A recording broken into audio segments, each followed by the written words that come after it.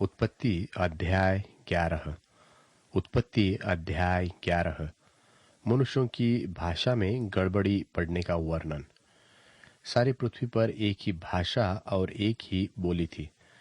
उस समय लोग पूर्व की ओर चलते चलते शिनार देश में एक मैदान पाकर उसमें बस गए। तब वे आपस में कहने लगे कि आओ, हम ईंटें बना बना के भली भांति आग में पकाए। और उन्होंने पत्थर के स्थान में ईंट से और चूने के स्थान में मिट्टी के गारे से काम लिया। फिर उन्होंने कहा, आओ, हम एक नगर और एक गुम्मट बना ले, जिसकी चोटी आकाश से बातें करे। इस प्रकार से हम अपना नाम करें, ऐसा न हो कि हमको सारी पृथ्वी पर फैलना पड़े। जब लोग नगर और गुम्मट बनाने लगे, तब इन्हें देखने के लिए यहोवा उतर आया। और यहोवा ने कहा, मैं क्या देखता हूँ कि सब एक ही दल के हैं और भाषा भी उन सब की एक ही है। और उन्होंने ऐसा ही काम भी आरंभ किया। और अब जितना वे करने का यत्न करेंगे, उसमें से कुछ उनके लिए अनहोना न होगा। इसलिए आओ, हम उतर के उनकी भाषा में बड़ी गड़बड़ी डालें कि वे एक दूसरे की बोली को न समझ सके। इस प्रकार यहोवा ने उनको वहां से सारी पृथ्वी के ऊपर फैला दिया और उन्होंने उस नगर का बनाना छोड़ दिया। इस कारण उस नगर का नाम बाबुल पड़ा, क्योंकि सारी पृथ्वी की भाषा में जो गड़बड़ी है, सो यहोवा ने वही डाली। और वही से यहोवा ने मनुष्यों को सारी पृथ्वी के ऊपर फैला दिया। शेम की वंशावली। शेम की वंशावली यह है। जल प्रलय के 2 वर्ष पश्चात जब शेम 100 वर्ष का हुआ, तब उसने अर्पक्षद को जन्म दिया। और अर्पक्षद ने जन्म के पश्चात शेम 500 वर्ष जीवित रहा। और उसके और भी बेटी बेटियां उत्पन्न हुई। जब अर्पक्षद 35 वर्ष का हुआ, तब उसने शेलह को जन्म दिया।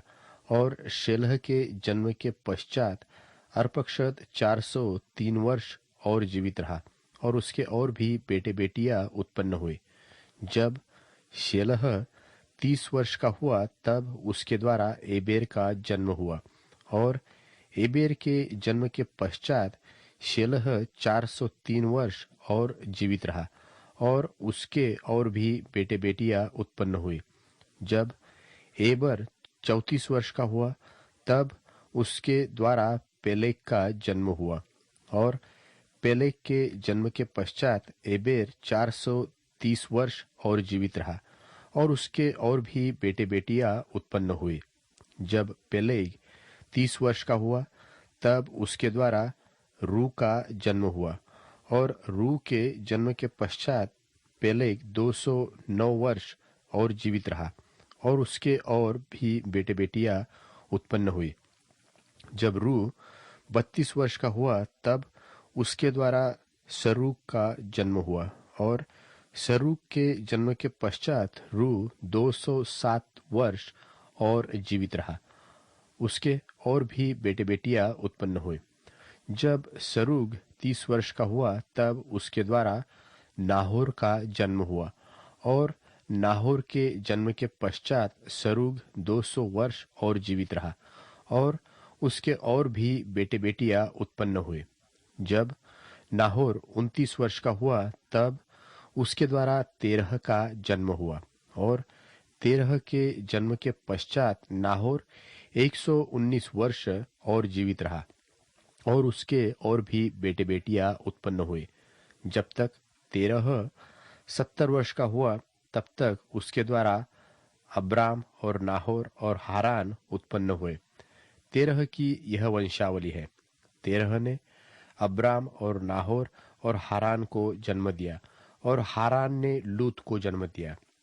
और हारान अपने पिता के सामने ही कसदियों के ऊर नाम नगर में, जो उसकी जन्मभूमि थी, मर गया।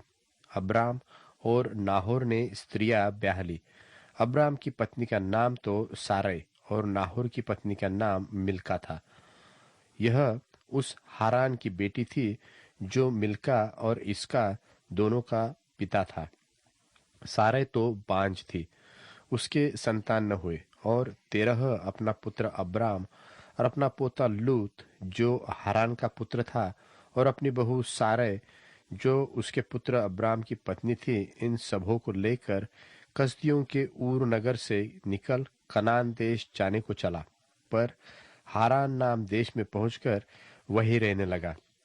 जब तेरह 205 वर्ष का हुआ, तब वह हारान देश में मर गया।